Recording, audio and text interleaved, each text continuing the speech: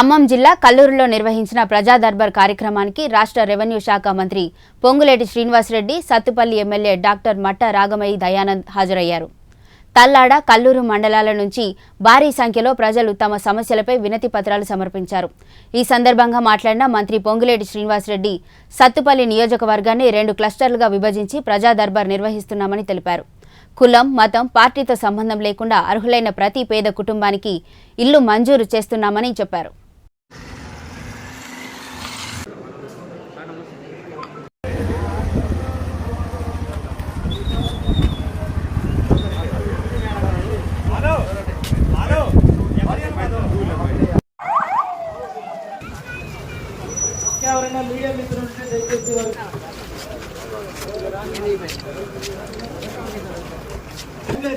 వచ్చేసారు తొందరగా thank you. మీరు ఎవరు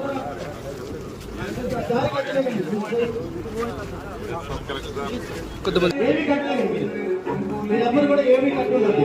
తెలంగాణ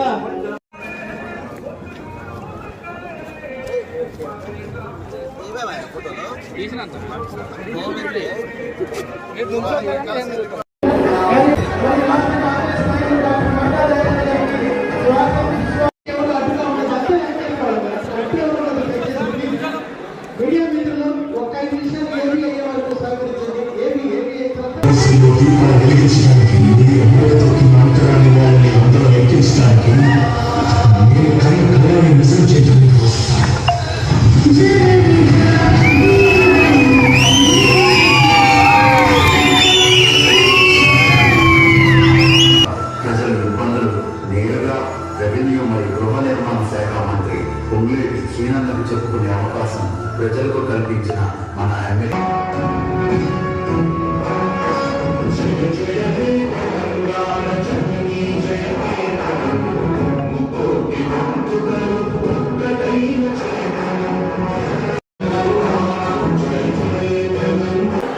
మిగతా నాయకులు మాట్లాడద్దమ్మా, మీరు మాట్లాడితే అర్థం కాదు. మనకి ఒక సువర్ణ అవకాశం. ఎందుకంటే మనం ఒక అప్లికేషన్ పట్టుకొని మన సమస్య గురించి ఏ అధికారిని సంప్రదించాలి అనేది మనకి చాలా మంది తెలియదు. అప్లికేషన్ పట్టుకొని వెళ్దాం, ఆఫీసు చుట్టూ తిరుగుతాం. మనం వెళ్ళినప్పుడు అధికారులు అందుబాటులో లేకపోవచ్చు, మనకి సరైన సమాధానం రాకపోవచ్చు.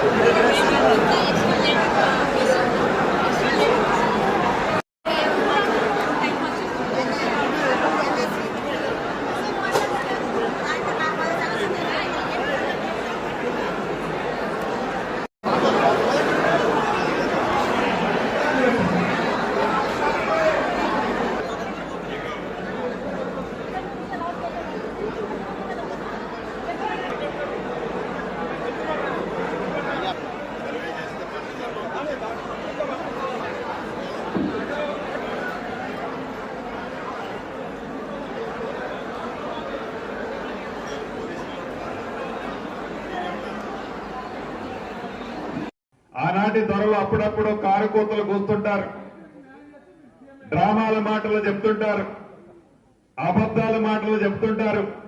డ్రామాలు చెప్పినా అబద్దాలు చెప్పినా ఇంట్లో ఫామ్ హౌస్ లో కూర్చున్న శకుని మామ సూచనలతో ఇల్లు నడుస్తున్నా చిత్తశుద్ధితో ఈ ప్రభుత్వం మొన్న కేబినెట్ లో సెట్ వేశాం, ఎస్సీటీ సెట్ వేశాం.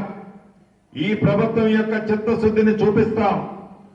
ఈ ప్రభుత్వం యొక్క చిత్తశుద్ధినే కాదు, ధరణిని అర్ధరాత్రి 4 గోడల మధ్య 4 వ్యక్తులు ఈ రాష్ట్ర సొమ్ముని కొల్లగొట్టడానికి మీరు ప్రణాళికలు ఎలా పన్నారో, ఆ పన్నిన ప్రణాళికల్లో ఎవరెవరిని పావులుగా వదిలారో వాడారో, మీరు తెచ్చిన ధరణి చట్టంలో లొసుకుల్ని అడ్డం పెట్టుకొని ఎలా ఈ రాష్ట్ర ప్రజల సొత్తుని కొల్లగొట్టారో, ఏదైతే మీరు కారుకోతలు కూస్తున్న అనేక భూముల్ని 22A ప్రొబిటరీ లిస్ట్ లో పెట్టి ఒక్కొక్కటి మేము ఏదో రిలీజ్ చేస్తున్నామని నోరు తెరిస్తే పచ్చి అబద్ధం మీరు ఏదైతే మాట్లాడుతున్నారో ఆ అంశాన్ని కూడా ఈ సెట్ పరిష్కరిస్తుంది. నిజాయితీగా రాష్ట్ర ప్రజల ముందు దాన్ని రిపోర్టును పెట్టబోతున్నాం.